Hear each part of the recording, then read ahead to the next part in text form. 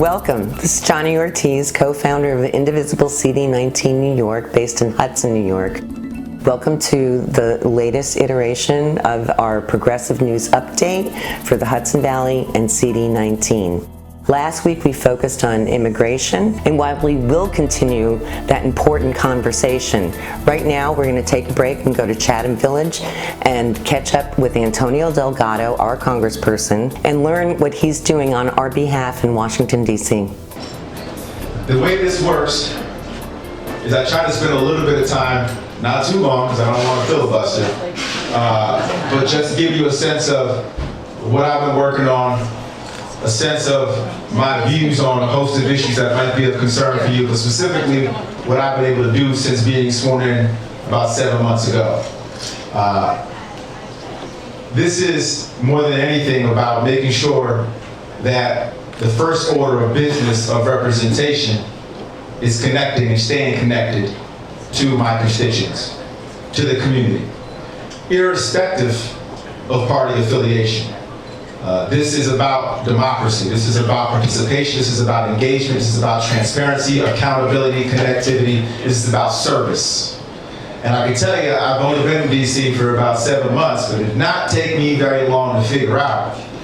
We got a lot of people in Washington right now who are completely divorced from the communities that they serve. And it's easy, very easy, to get wrapped up in the bubble of Washington and to be drowned in the swamp of corruption that is there if you do not stay connected to home. You do not make sure that you are on the ground listening and engaging with your constituents at every single turn. So that is what I've been doing first and foremost. It's why this town hall in my first 7 months is my 17th town hall since being elected.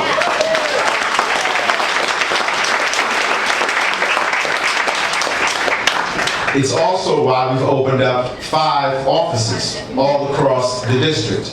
And it's a big district for those who know. 11 counties. We got an office out in Delhi, out in Delaware County, Oriana, Otsego County, Hudson and Columbia County, Livingston and Sullivan County, and Kingston and Ulster County. Separately balanced out so access points are there. 4 advisory groups that we've been able to create, bipartisan groups, an agriculture advisory group, small business advisory group, healthcare and veterans advisory group. And we've met with these groups repeatedly already since being elected. And the point is to stay connected to the folks, to make sure that what I'm working on in Washington actually speaks to the needs of the community that I'm serving. This is the first order of business. It is making sure that you feel represented and connected to me, because if we can't establish that first, then all the other stuff, the issues, the complicated matters, are going to be hard to actually work through, separate and apart from that trust. And given all of the divisiveness that we're experiencing right now across the country, all of the hate, all of the nastiness, all of the cruelty, all the lack of civility that we are out to endure on the day in and day out basis, it is all the more paramount that you feel connected to your representative, that you feel connected to somebody who actually cares and is going to lead with love as opposed to hate. All right.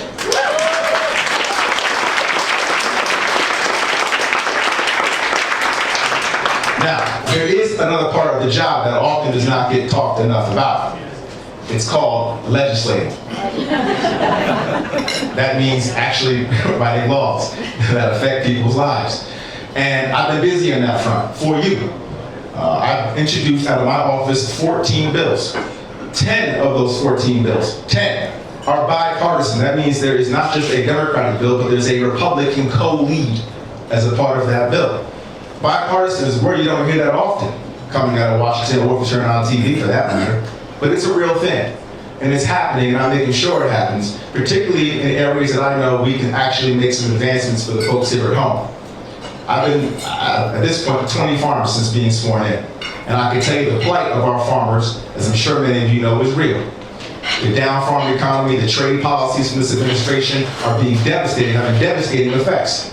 Well, I'm proud to say that my bill, the Family Farm Relief Act, a bipartisan bill which lifts the cap on Chapter 12 eligibility, makes it easier for our farmers to stay operational during this down farm economy. It just passed the House and will likely get a vote in the Senate.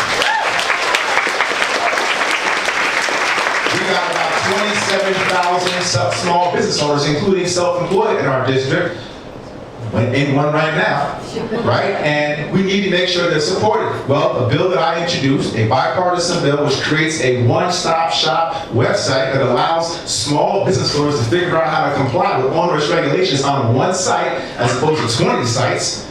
This allows folks to actually save costs, cut costs, and go about the business of doing business in an economically friendly environment. Bipartisan bill, the bill just passed the House and will likely get a vote in the Senate. This is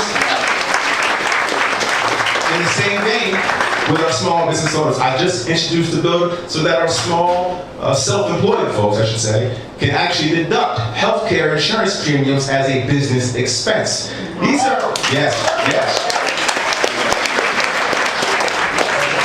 This is the nuts and bolts stuff you don't hear a lot about, but it's the kind of stuff that goes a long way. For our veterans, I've done 4 or 5 pieces of legislation in this space. In fact, my very first bill, the Service Disabled Veterans Bill, that allows the extension of benefits to the spouses of service disabled veterans. Also, we increased tax credits in a separate bill for employers who are looking to hire not just veterans, but the spouses of veterans, because we know how much sacrifice the families of veterans must make in support of those men and women who are putting themselves in harm's way. This is veterans legislation. Opioids. We know too many folks in our community who've been impacted by the opioid epidemic. Well, guess what? I got a bill that I worked on for that too, a bipartisan bill, the Mainstream Addiction Treatment Act, which lifts the cap off of buprenorphine. Right now, no caps on the highly addictive prescription opioid drugs, but there are caps on the actual treatment for those who are struggling with addiction. Not surprising when you understand how much of a stranglehold the pharmaceutical industry has on folks in Washington. That's why I don't take any corporate PAC money, so I don't have to have those folks telling me how to vote.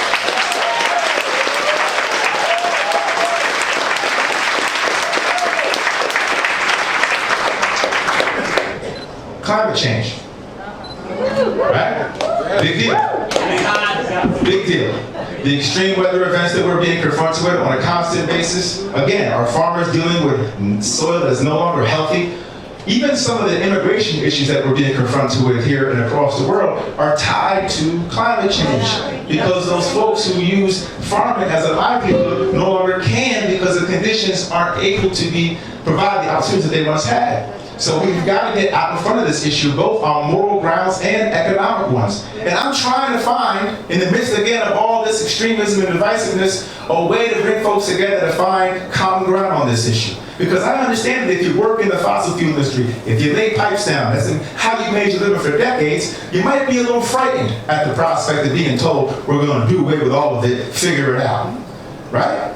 Not a great outlook for you. Well, how do we make it so that those folks also can see a way forward and make sure that we have an economy for everybody moving forward? Well, I'm working on that. Green Jobs Opportunities Act. This will commission a 1-year study, Department of Energy, figuring out how many jobs we need, right now, we need to hit 2050, by 2050, net zero carbon emissions. Find out where those shortages are all throughout our economy. And then work like hell to create pilot programs at community colleges to train folks in the fossil fuel industry space, to train high school graduates, to train community college attendees for those very jobs, a concrete path to a green economy. That is what I've been working on, and I think if we approach these issues in that way, we can make some change.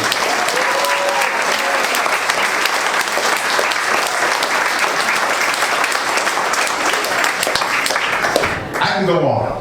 I really can, but I want to wrap it up with a couple more points, and then we'll open up for questions. It's a big group, and I want to make sure I get to a lot of questions. Healthcare. You know, for anybody who's been following me for a little while now, you know that healthcare has been a top priority of mine. And I've tried my best to figure out, once again, how we can create some consensus here in a politically divided space.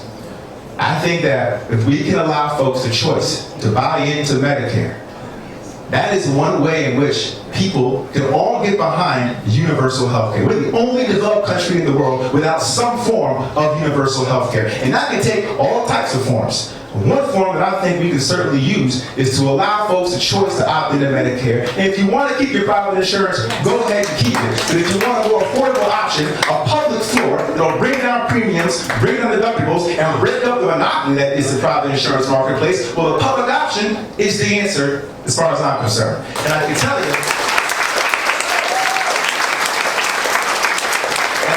I'm the only first-year member of Congress right now that can tell you that I've introduced a bill that will get us to universal health care. It's called the Medicare X Choice Act, and it has a complementary bill in the Senate, backed by Kane and Bennett. So we have something that I'm working on right now in both chambers of Congress that has real potential as we move forward in the coming months and years.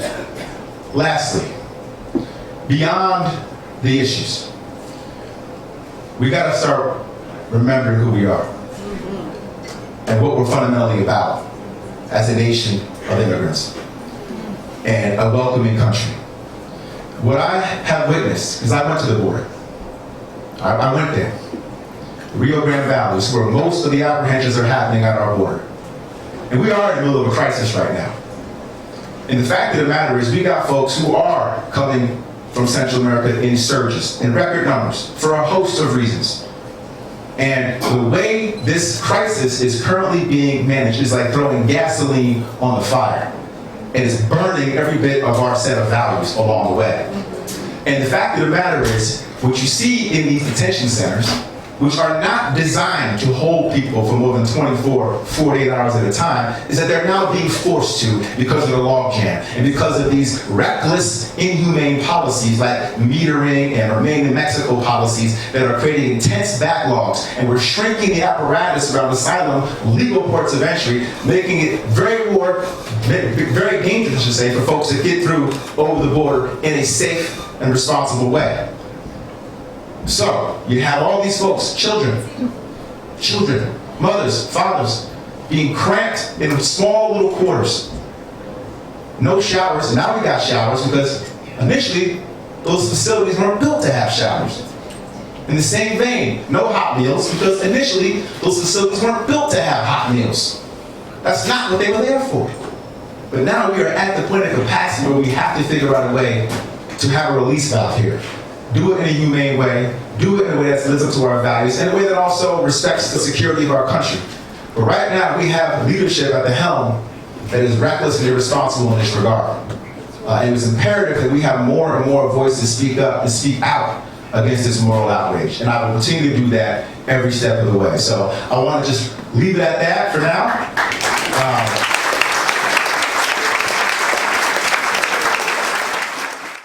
Thanks for watching, and stay tuned for our one-on-one with Congressperson Antonio Delgado. And don't forget to like and subscribe our YouTube channel. Until then, we'll see you soon.